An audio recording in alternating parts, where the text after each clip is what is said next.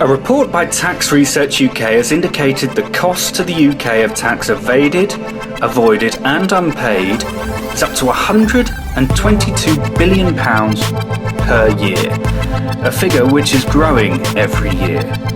The current UK budget is £107 billion per year, and the Conservative government has deemed austerity to be the most effective way of tackling this deficit, by cutting public services which many people rely on. They would argue their preference for cutting spending so drastically is that it is the only option without increasing taxes. The Tax Gap by Tax Research UK paints a very different picture. No taxes would need to rise and no public services would need to be cut.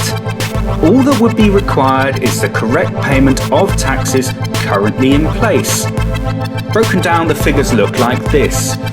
£85 billion is lost to tax evasion. This is a criminal act and involves intentionally not declaring earnings to HMRC. £19 billion is lost to tax avoidance.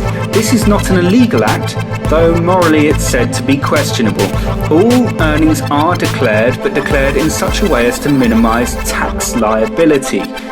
These dodgy dealings are legitimised by slack loopholes in tax laws.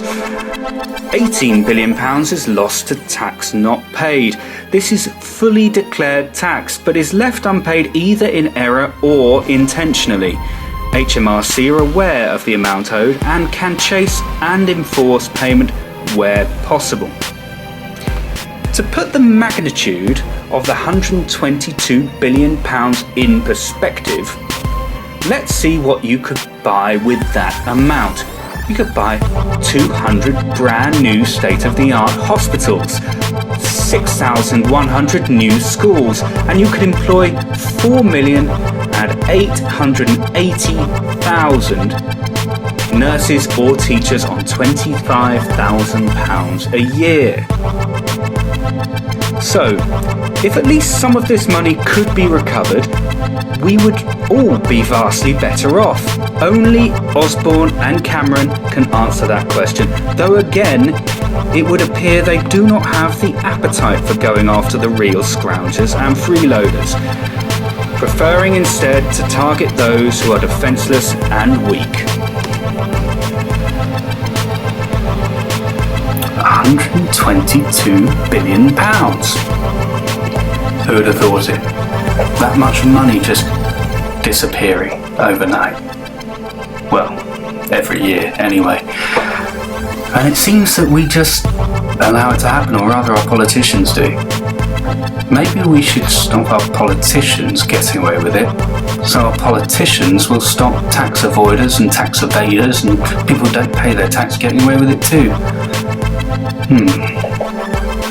Looks like we might need to get organised. Join the revolution by subscribing below, and if you got anything to say, just leave us a comment. Thanks very much, and we'll see you soon.